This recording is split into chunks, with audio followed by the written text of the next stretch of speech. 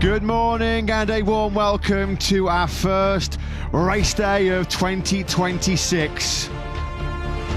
Our first sprint Saturday of the new season here at the Chang International Circuit in northeast Thailand. Here in Buriram was an absolute belter.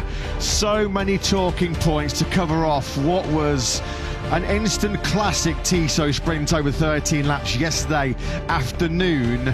Eventually, after all the drama, all the major talking points, it was Pedro Acosta that took the checker flag first. His first sprint victory, the first for KTM since the Spanish Grand Prix at Jerez in 2023 for Brad Binder. In doing so, after all the late drama involving reigning world champion Marc Marquez, Acosta is the first ever KTM rider to lead the World Championship. He's the first non-Ducati to lead the MotoGP World Championship since Fabio Quartararo on a factory Yamaha all the way back in 2022. 2026 could not have burst into life in more dramatic fashion yesterday. Our Grand Prix day though today kicks off with a 10-minute morning warm-up session for MotoGP, and it is warm, it is scorching here. Hottest conditions of the weekend we're expecting today. Ambient temperature up to an energy sapping 36 degrees. Matt Burton Lewis will be talking you through all of today's Grand Prix action with Jack Appleyard, and with a pretty thankless task of keeping himself cool down in what is a sizzling hot pit lane.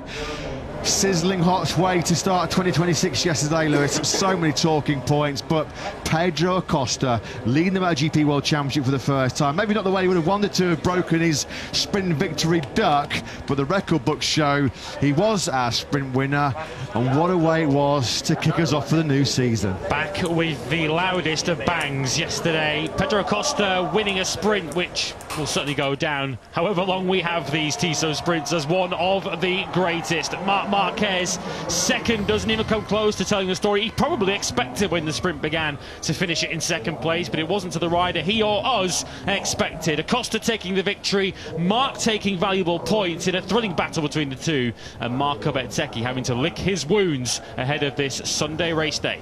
Yeah, that sprint yesterday just had a little bit of everything, didn't it?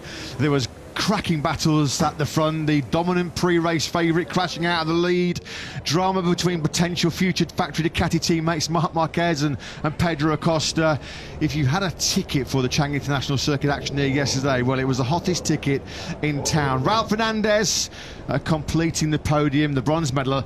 After all the late drama, Raul Fernandez actually crossed the line only half a second behind Pedro Acosta at its conclusion. Well, at times this weekend on the factory Aprilia, Marco Bezzecchi has looked untouchable and unbeatable, but he said one thing: testing is testing, practice, practice. You have to deliver when it really matters, and despite the fact that he scored yesterday his third successive pole position, Lewis, it was a crash-strewn sprint Saturday.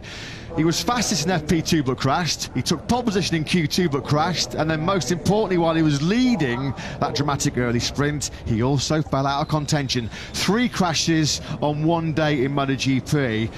Tough start for Bez. Tough start when he knows he's got the fastest motorcycle on the track at the moment. Certainly the evidence of this weekend. Every time Marco Bezzecchi has been on 2 wheels, he's been faster than everybody else. But as you say, he's been off those 2 wheels on the front of the field. How much will that be in his mind? Assume that Aprilia aren't going to have this kind of advantage challenge. He has to cash in when he and Aprilia. Then 30th sprint podium for him yesterday. That time. See, that's why the penalty was the defining point, and that's perhaps how it differs, and why there's very fine lines out of the divide, but you can put a good argument together for both sides, and I went to the splinters in his down a similar side of that bench. He had a couple of lights with such a buzzing talking point. Yeah, well, our decision to penalise him, give a penalty, so he's here. The KTM looks like it's a and take the fight to the Ducatis this year. One thing but all the riders saying, Michael, that front that yesterday when Pedro was in behind Marc Marquez, he did. Sure, and today's even more critical, over 26 laps. Actually, I'm struggling for the number. I think it is favourite to allow for that growth. If you do end up in behind front lock, then you can't fight. So it's going to be one of the belief if you're going to be out front, or are you going to be in 60% it is 60 of race distance. Yeah. Off to allow his brother through to bring his tyre pressure. We've got to talk about Marco Bezzecchi and what he sat around there. He was getting a tough time from a couple of mistakes today, but it's because I'm on the limit, you know. Yeah. And he's on Saturday talking about Friday.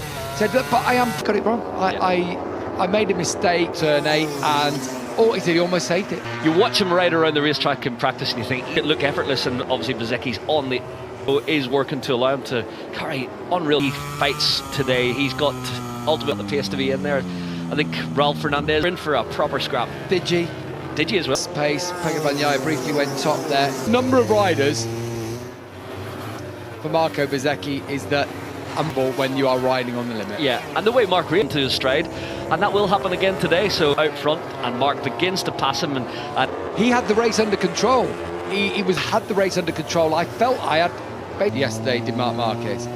He made it front in turn 5, and that try and slow things up. He'll try and punch them all up.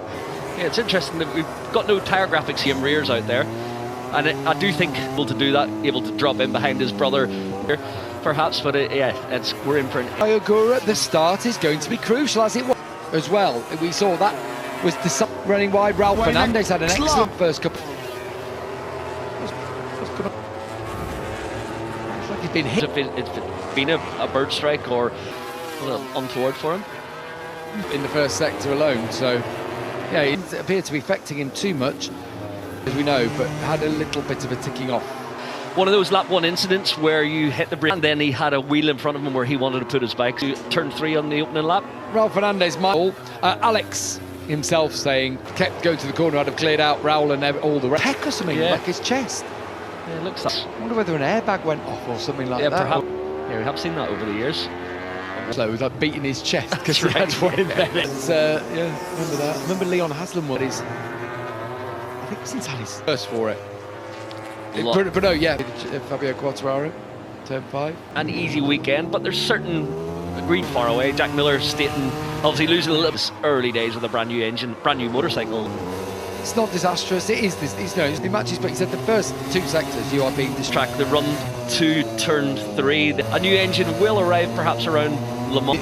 He said, I'm not even sure if that's the case, but yeah.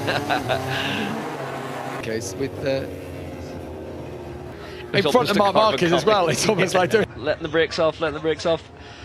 in warm up even. And Mark gets full view of it as well. I think Mark was thinking of going for it as well.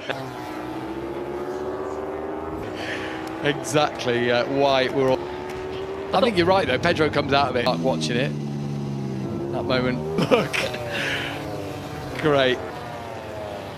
Binder's one of the. And the KTMs were missing their apex. Pedro's inability to pull it down and really block it of a practice to see if he can get it back to the apex. Our director having almost copies the move with a little help from Pedro to his teammate. Deep in the warm-up, normally quite a calm set. Yeah, that's we're debating it for that minute or so. Angle that we didn't see until I actually saw that there was a little bit of contact of both riders. So Pedro Acosta, your championship leader. And I reckon Bez has just taken it. A tentative morning warm-up, not wanting to give the boys. Because it's Prima Pramac caps. The boys, they are. There's a good atmosphere in the Prima Pramac garage this year, and just 2 good guys. I thought it was actually it off straight away, and they did the shakedown test, and then they had the days in. Just like me, just loves riding a motorcycle. So Miller Cabs has a competitor. What's happening with Noe as crew chief? Plus, really good crowd. Grand Prix opening round of the championship, and they may well come later on. He gets himself focused after the warm-up, just thinking about. We come back, we'll be building up to our racing action.